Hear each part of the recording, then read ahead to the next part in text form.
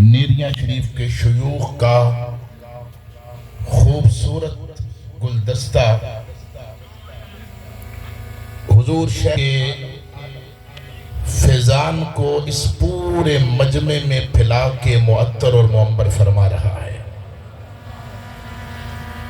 حضور شیخ عالم کے فرزند ارجمند جانشین ہم ساری سب کی محبتوں کا مرکز صاحبزادہ والا شان پیر طریقت رہبر شریعت حضرت پیر نور العارفین صدیقی دامت برکاتہم العالیہ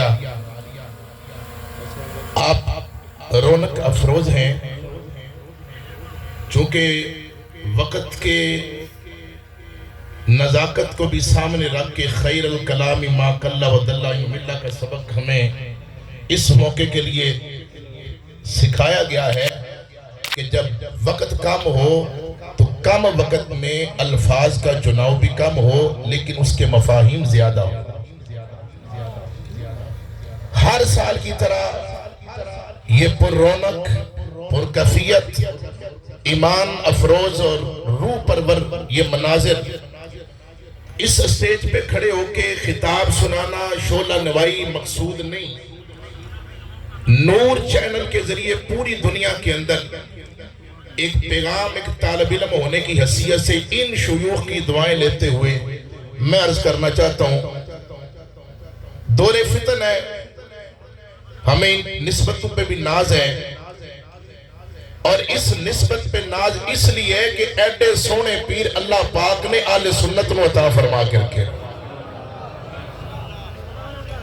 آل سنت کی چھتری کے نیچے کھڑے ہو کے امت اپنی اس ضرورت کو سمجھے، ذمہ داری کو سمجھے، اس نشست خاص کے خطیب اول جس کی طرف اشارہ کر کے گئے کہ ہم مدارس کا قیام کریں، حفاظ تیار کریں، غیر کے منہ پہ تماچا ماریں۔ میں صدیقیوں کی محفل میں کھڑا ہوں، ہم صدیق اکبر کی روحانی آغوش میں جمع ہیں۔ اول دن سے لے کے آج تک دنیا کے اندر حفاظ کی کمی نہیں، میں اپنے محترم کے کلام سے اختلاف نہیں کر رہا، حفاظ کی کمی نہیں، لیکن دیکھو نبی کی آل اور اصحاب کو، یہ جملے سے آپ کو اپنا مطلب سمجھا رہا ہوں، آل اور اصحاب اور اسلافی امت کی زندگی دیکھو، وہ صرف قرآن کے حافظ نہیں تھے، وہ بلکہ قرآن کے محافظ بھی تھے۔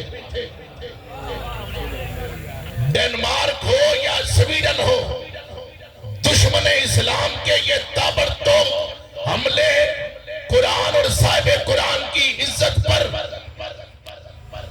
وہ اس لیے نہیں ہے کہ وہ ڈرتے کہ حافظون قاریوں سے، وہ اس بات کی کوئی پرواہ نہیں کرتے کہ ان کے اندر حفاظ موجود ہیں۔ اگر ان دشمنان قرآن اور صاحب قرآن کو کوئی جواب دے سکتا ہے تو حافظ قرآن بھی چاہیے، محافظ قرآن بھی۔ ایک جملہ، وقت مختصر ہے، میں آخری بات، ایک تو بات ہے، ایک تو مذمت ان کی ہے، اور کبھی اپنے گریبان میں جان کے اپنی ذات کو بھی مذمت کرو۔ یہ راستہ کس نے دیا؟ یہ موقع کس نے دیا؟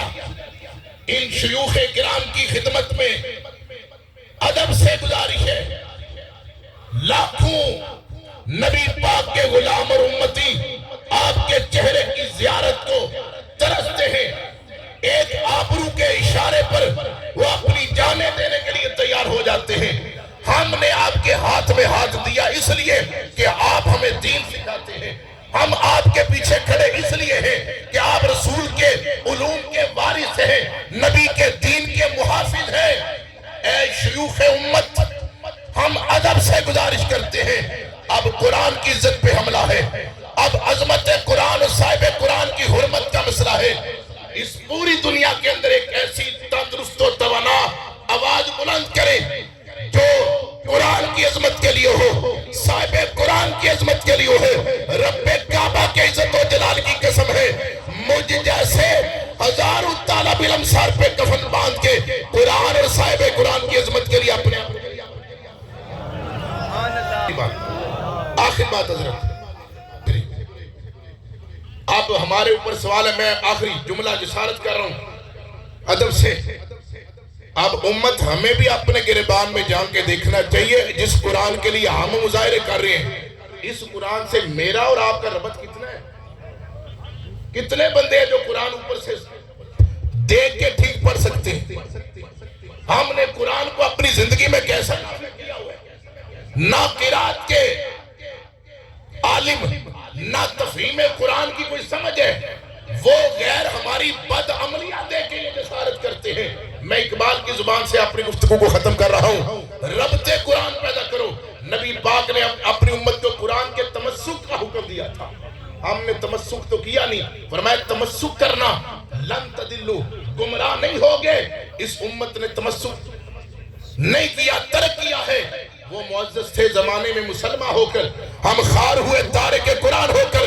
آؤ آج سے عہد کرے حضور شیخ العالم کے اس فیضان کے گہوارے میں بیٹھ کے امت کھڑی ہو سب سے پہلے ربط قرآن کے لیے. امت یہ وعدہ کرے ہم قرآن کے ساتھ تمسک کریں گے، ہمارا جینا مرنا حضور کی شریعت کے مطابق ہوگا.